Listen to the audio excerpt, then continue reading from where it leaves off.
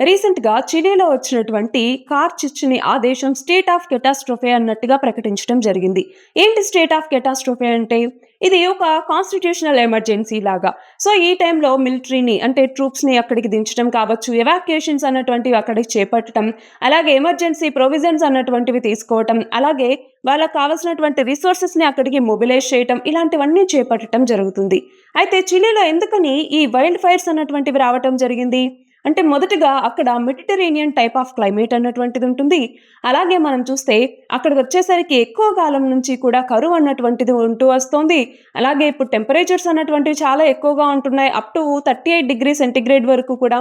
అలాగే excessive winds అన్నటువంటివి రావటం వీటికి తోడుగా అక్కడ ఉండేటటువంటి ఫారెస్ట్‌లో మనకి ఈ ఫైర్‌కి ఎక్కువగా గురయ్యేటటువంటి పైన్ ట్రీస్ కావచ్చు, యూకలిప్టస్ ట్రీస్ కావచ్చు, ఇలాంటివన్నీ ఉండటం వల్ల ఈ కార్చిచ్చు అన్నటువంటిది అంత వేగంగా వ్యాప్తి చెందుతూ వచ్చిందనమాట. సో, దీనివల్ల ఏంటి కార్బన్ ఎమిషన్స్ అన్నటువంటివి జరుగుతాయి. బయోడైవర్సిటీ లాస్ అన్నటువంటిది ఉంటుంది. అలాగే మనకి ప్రాపర్టీ డ్యామేజ్ అన్నటువంటిది ఉంటుంది. లైవ్లీహుడ్ లాస్ అన్నటువంటిది ఉంటుంది. అలాగే లైఫ్స్ కూడా కోల్పోతారు. సో, ఇలాంటివన్నీ ఉంటున్నాయన్నమాట. ఇది మాత్రమే కాదు. డిజాస్టర్ మేనేజ్‌మెంట్‌కి సంబంధించి ఏవైతే అక్కడ లూప్ హోల్స్ అన్నటువంటివి ఉన్నాయో, వాటన్నింటిని బయటికి తీసుకురావటంలో ఇది చాలా కీలక పాత్ర పోషిస్తోంది. అలాగే మన భారతదేశంలో కూడా ఇలాంటి వైల్డ్ ఫైర్స్ లాంటివి సంభవించినప్పుడు ఎంతవరకు మనం దాన్ని ఎదుర్కోగలం?